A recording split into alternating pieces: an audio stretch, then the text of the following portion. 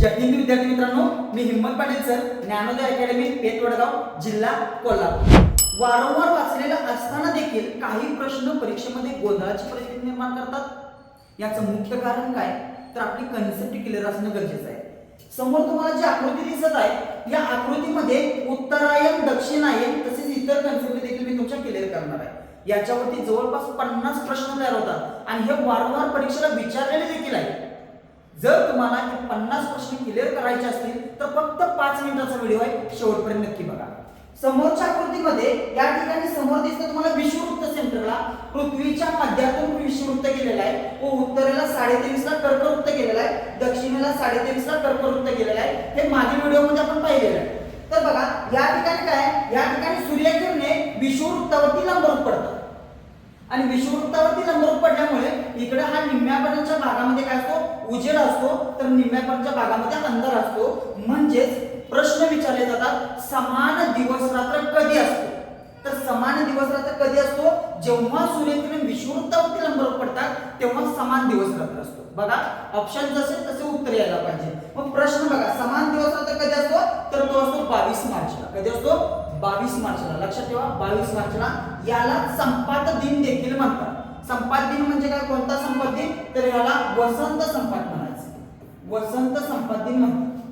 बघा प्रश्न काय काय तयार झाले बघा. विषुववृत्तावरती सूर्यकिरणे लंबरूप कधी पडतात, तर 22 मार्च.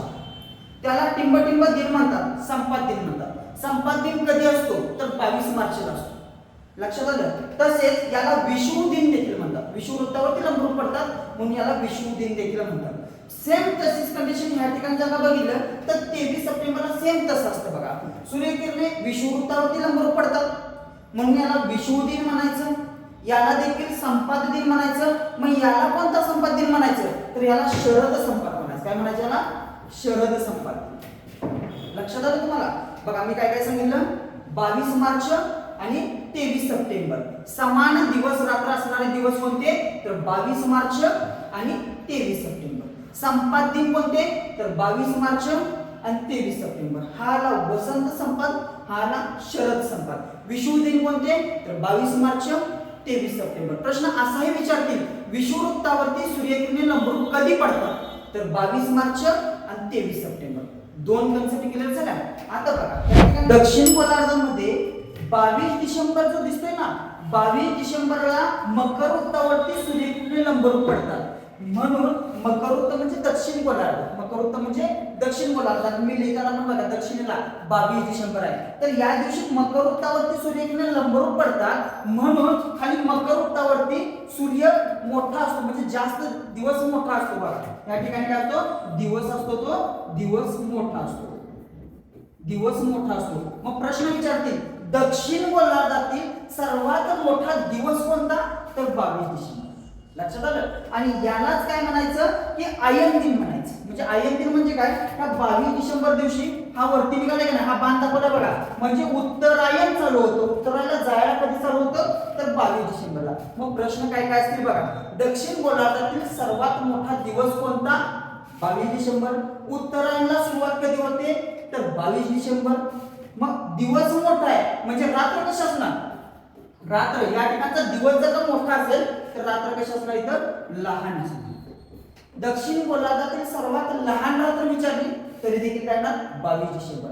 उत्तरायण चालू झालं 22 डिसेंबरला म्हणून याला आयन दिन म्हणतात. किंवा प्रश्न असाही विचारतील, मकर वृत्तावरती सूर्यकिरणे लंबरूप कधी पडतात, तर उत्तर आलं तुमचं 22 डिसेंबर. लक्षात आलं. आता वरती जर का बघितलं तर 21 जून, खाली 22 डिसेंबर वरती 21 जून. 21 जूनला काय आहे बघा, वरती दिलंय कर्कवृत्त, वरती दिलंय कर्कवृत्त. ह्या कर्कवृत्तावरती सूर्यकिरणे कशी पडतात, लंबरूप पडतात.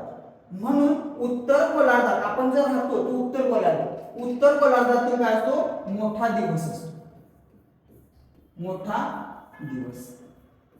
मग उत्तर गोलार्धातील सर्वात मोठा दिवस कोणता, तर 21 जून. मग मोठा दिवस म्हणजे रात्र कशी असणार आहे, लहान. रात्र कशी असणार आहे, लहान रात्र, लहान रात्र. लक्षात आलं. बघा आणि याच दिवशी चालू काय होतं, दक्षिणेला याला चालू होतं, म्हणजे खाली याला चालू झालं ना, म्हणजे खाली याला चालू झालं म्हणजे काय झालं, दक्षिणायनला सुरुवात झाली. प्रश्न काय काय तयार झाले बघा. पहिला आकृती नीट लक्षात घ्या बघा.